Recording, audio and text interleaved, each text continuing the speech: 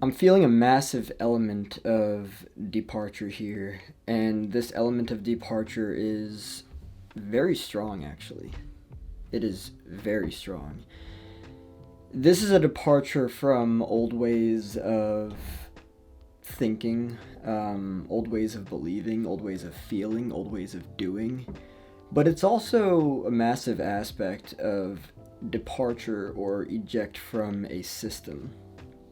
By the way, it's not just a system. There are multiple systems here. I don't know if I need to explore per se the system or the systems, but yeah, my sweetheart and I have been talking about this, and it's crazy because like again, when you see things clearly, crystal clearly, I feel like oftentimes the dynamics can change, and how you decide that you want to be with, something or someone or multiple people moving forward, um, it really challenges the rhetoric or the narrative or the way that you kind of previously went about things. Um, you really have a tendency to step outside of comfort. And it can really challenge you. What I'm looking at right now is, okay, I'm looking back on 30 plus years of the known, or I should say it this way, of, the known, the familiar, what has been comfortable. Um, and I'm realizing that, like, now, like, all that stuff is being placed into. Here's what I have to say. If you continue moving forward with, and Dr. Joe Dispenza, he talks a lot about this stuff. Um, most people are living from a place of, the familiar past. And they're creating a predictable future based on that. Because they're drawing the same fucking energy from the past and they're just bringing it into the future. And this could be any kind of energy. It could be, prolonged sadness. It could be depression, which, I don't know how different those two are because they can both be very similar experiences. Victimization, regret, a bunch of these different things. You know, what I really like about this path of the unknown is that when you step in, when you tap into pure potential, you recognize yourself as nothing but a being. This sense of self, this identity that can very often be overwhelming because it just kind of keeps you locked inside of an idea of who you are. But who you are is pure being. Everything else is just conditioned. Like, you were given a name at birth and you were given a whole bunch of ideas regarding yourself, from that point on, and then you were just conditioned by all that stuff. And that literally is what makes you who you are on of course, on a thought, belief, and feeling level. However, on the deeper level, the being level, being transcends all of that stuff because being is what will be there all the time. Being is, it doesn't really change, I guess you could say, but your thoughts, your beliefs, your feelings, all that stuff has the capacity to change. So it's really interesting to look at, you know it's really interesting to look at a person and just kind of like see them in, I don't know. I really I don't know, like,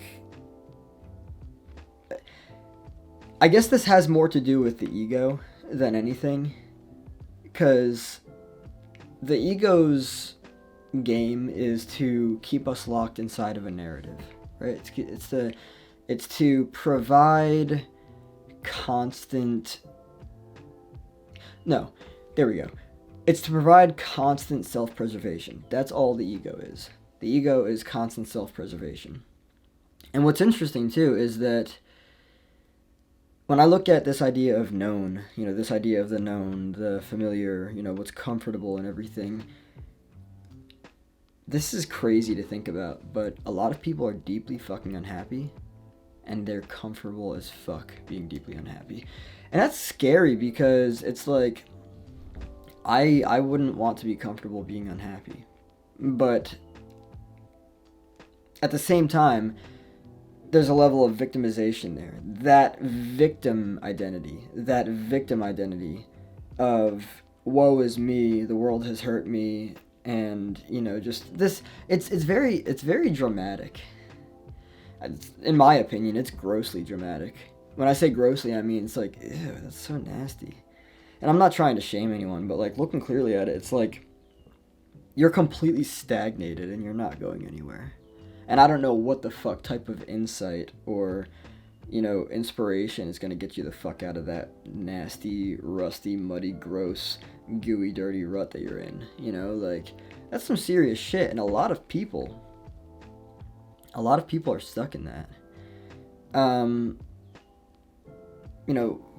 Again, we are creatures of habit. We're very locked inside of the way that we are, the way that we've been for a long time. And the potential for anything to change beyond that is just,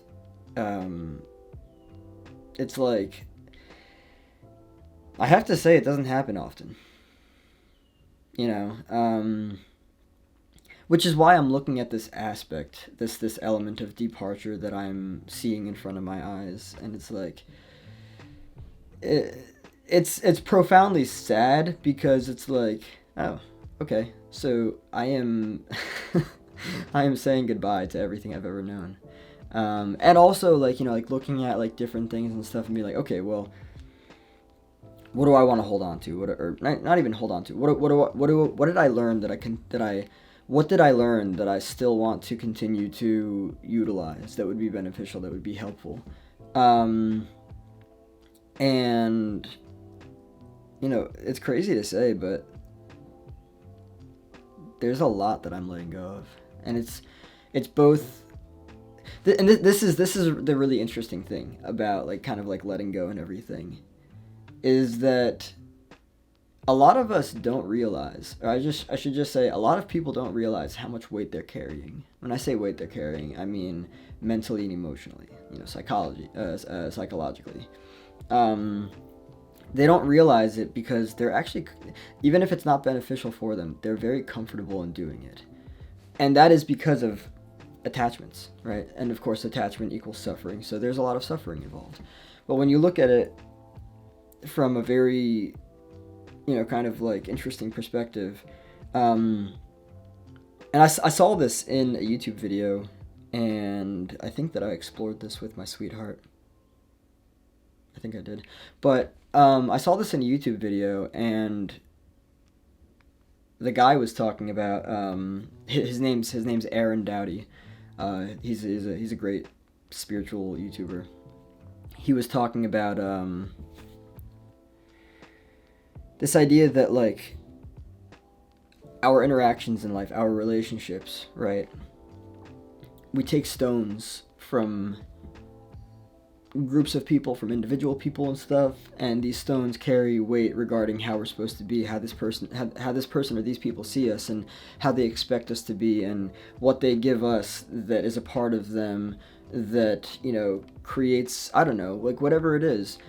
And it's like, you don't have to hold on to any of those stones.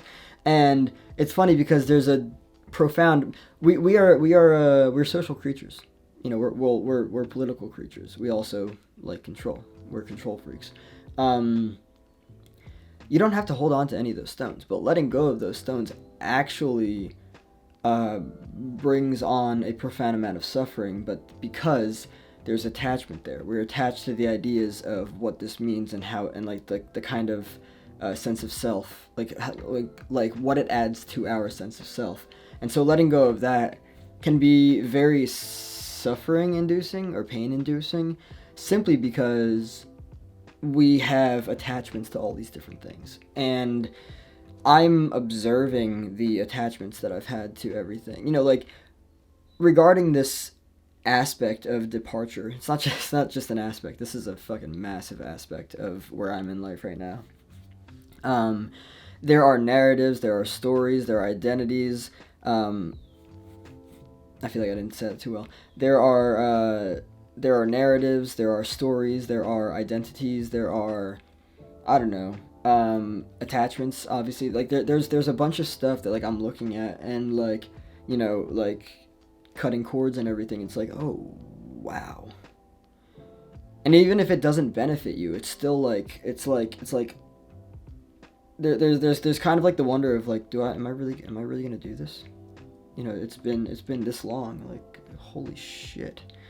And to be able to look at that consciously and then consciously make decisions is a very powerful thing.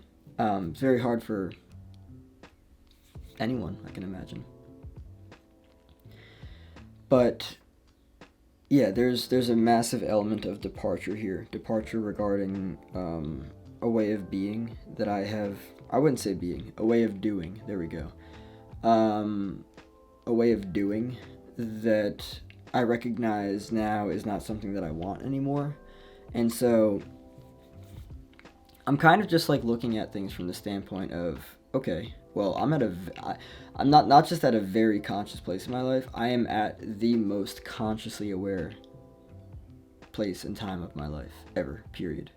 And you know, to be able to kind of like look at look at things and create, like it's the idea. By the way, I don't find this bullshit or anything. I do not. I really don't find this to be bullshit. I actually like it a lot because it's fucking true. Um, you're the main character of your own movie. You can either play that part, and you can write your own script and create whatever the fuck you want, or you can be a cameo in someone else's movie. It's your choice. But what's very interesting is that when a system has been established and it's been, in its conditioning over time, over the years and everything,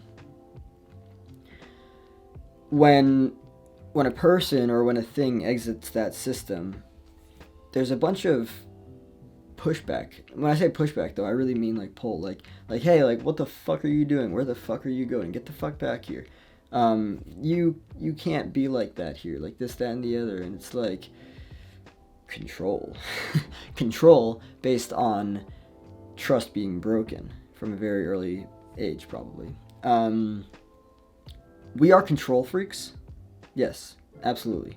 We are control freaks, and I believe that the extent to which we are control freaks is the extent to which trust has been broken at some point, probably very early on in our lives. And it's just interesting to look at, because when you apply that to the bigger picture, like you look at different systems out there and everything, you look at politics, you look at the media and everything, you look at how people are, their energy and everything. Wow, a lot of trust has been broken in people's lives very early on. We just want nothing but to fucking control each other, because that's how we derive our sense of, and it's bullshit too, but that's how we derive our sense of safety. Because we were taught that we couldn't find that within us. We were taught that something was wrong with us. So we looked outside of ourselves we looked outside of ourselves and towards everyone else for that. And trust is a very fucking serious thing. And when that shit is broken, that fucks you up. That shit fucks you up. And especially when it happens at a very early age, that's when you learn dynamics of control. Because it's like, okay, well, I can't trust you, and you're supposed to be the guiding principle of my life. So now, I don't think I can trust anyone else. They're not going to open up. They're not going to be vulnerable. They're not going to be fucking honest. So now I've got to pry them the fuck open. I've got to rip them open. I've got to, control what kind of involvement I have in their life. I believe that is one of the biggest reasons why the world looks the way that it does today. It's crazy. Control is a massive aspect of trauma. And I see everyone fucking utilizing it in so many different ways. It's fucking wild. But yeah, departure. This shit is fucking wild.